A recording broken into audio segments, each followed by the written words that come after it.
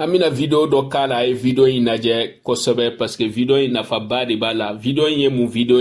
Vladimir Poutine mega message mi adressé Emmanuel Macron ani européen na message ye message direct ye ama munu min kono few na e tien funyana katla ku averti ay muira ay raga foko ni wati na Emmanuel Macron ni européen mega wulika jomin ke Russie kama ga Russie to tien ka essayer ga Russie la no wala sa diambega Russie ge bingani kelai ka iraga foko drone mega pampan oluga jamana kuna ko Russie de biga drone num blagata kasoro u yɛrɛ ka fɛn inventelenw do ka propagandi caya walasa ka maaw hakilinata suɲɛ Poutine y'a expliqué an ye munna u bɛ k'o kɛ a y'a yira k'a fɔ k'u y'u ka jamanaw labin u dɛsɛra k'u ka jamanaw gouverner u nɛgɛ t'u ka jamanadenw na fantanya juguya ani gɛlɛya ka ca u ka jamanadenw kunna o bɛɛ kɛra sababu ye u bɛ k'u ka jamanadenw hakili suɲɛ ni Russie ko ye ko mɛ k'u ka jamanadenw kana o lajɛ ko baw nkalon minnu bɛ ka da Russie la Russie yɛrɛ kɔ tɛ ka jamanadenw hakili suɲɛ tiɲɛ kan tiɲɛ min ye u ye jamanaw la bin k'u ka corruption caya u ka jamana kɔnɔ fo ka économie se nin niveau la donc Poutine y'a yira k'a fɔ k'o de nkalon ye drone minnu bɛ ka pan n'u bɛ ka fɔ ko Russie bɛ ka ci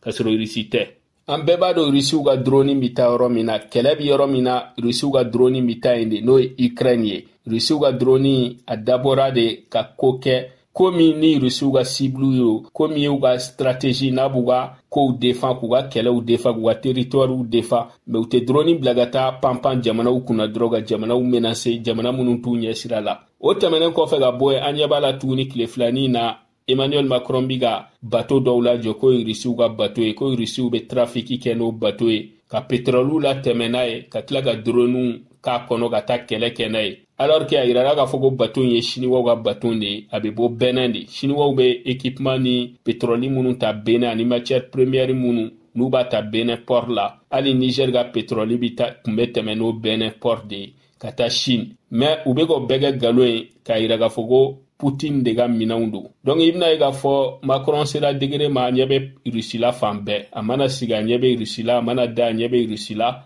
a ka sunɔgɔ kɔnɔ a ɲɛ bɛ Russie la donc ale bolo foyi t'a hakili la bilen ni Russiw tɛ nka mun nana n'o ye président min ye baara k'a ka jamana kɔnɔ k'a ka jamana développer militairement ani économiquement ani min n'a y'a ka jamana se gɛlɛya ma k'a ka jamana lajigin dingɛ kɔnɔ i b'a ye a tɛ se ka kɛ baarakɛla fɛ baarakɛbali tɛ se ka kɛ baarakɛla fɛ a b'a juguya de nka différence mun b'u ni ɲɔgɔn cɛ fɛnɛ a tɛ se ka ku a la nka ko in jɔrɔna yɔrɔ o ye yɔrɔ jumɛn ye i bɛna ye k'a fɔ fɛn o fɛn bɛ ka kɛ ka jamana dɔ ka nkalon da la k'a bɛ ka dronew ci ani jamana dɔ ka to ka menacer ani ka tila ka a essayer k'i b'a ka économie k'a ka comptes bɛ yɔrɔ minnu na k'olu bloquer ka tila k'a essayer k'a lanɔgɔ nin cogoya la i b'a ye k'a fɔ diplomatie la nin bɛɛ ye déclaration de guerre de ye Poutine ka patience dɔrɔn de bɛ k'a to ni troisième guerre mondiale ma daminɛ Poutine ka patience dɔrɔn de bɛ k'a to ni troisième guerre mondiale ma daminɛ sinon nin bɛɛ bɛ jate diplomatie la déclaration de guerre de ye. Qui n'ont aucun autre moyen de détourner